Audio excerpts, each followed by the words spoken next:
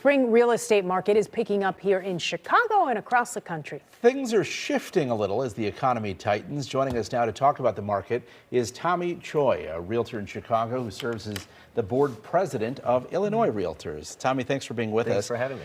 First of all, talk a little bit about how things have changed, because for several years now it's been a seller's market, still is, but are you seeing things switch a little bit? Yeah, you know, that's a great question. And typically I always get asked, how's the market? And it all depends on what supply and demand looks like, right? Economics 101. And right now, still in the spring market, we are seeing demand outpace the inventory and supply. In Chicago, we have roughly 2 months of supply. And what you can benchmark that against is typically anything more than 6 months of supply is when we start to see a buyer's market. Okay. So right now, it is still an aggressive seller's market for the next 45 days. What always happens as soon as June and July hit, you start to see more inventory come on the market, naturally, because the city's thawing out, it's nicer out, it's a little bit prettier on the curb appeal. And you start to see a little bit of buyer demand curb down because everyone was starting early in the spring to get ahead of the market. Okay, and so what are you noticing when it comes to the condo market downtown? Because there always seems to be a little bit of a difference between what you're seeing in the suburban areas and what you're seeing downtown. You're so right. Yeah. And especially coming out of COVID and the pandemic, we saw the more dense neighborhoods, the high-rise neighborhoods, build up in inventory, because a lot of those properties are, you know, pied-à-terres, weekend getaway homes, and a lot of people decided to test the market, put those properties on sale. Now, though, we're seeing more demand go back into those high-rise markets, and we're starting to see inventory shrink.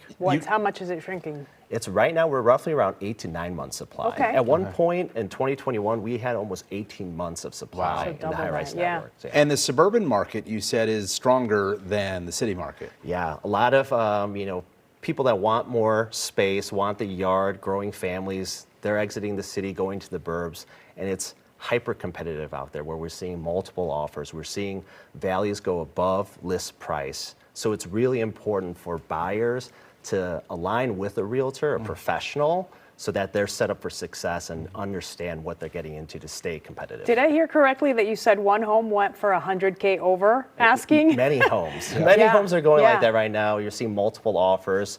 You're seeing a lot of people waive inspections. We're seeing people offer as is. So I want to ask you about some of the bills that you're working on. Obviously, we've been talking a lot about affordable housing and affordability for people both in the city and suburban areas. You're working on a few things that might address that. Yeah, you know, one thing that we're really proud about aligning with the governor is we're working on a first-time home buyer savings account. So a tax advantage account which would allow a single individual save up to $25,000 and a couple to save up to $50,000 to go directly towards a down payment. So it's an awesome savings mechanism to help prepare buyers financially to stay ahead. We just have a few seconds left. How does interest rates, tariffs, the stock market, how does that all combine together to impact things? Great question. A lot of times when people say, you know, the Fed's announced the Fed fund rates going up and down, they correlate that with mortgage rates. They're not correlated. The greatest thing you can follow is the 10-year Treasury yield. So when that goes up and down, that you see mortgage rates follow.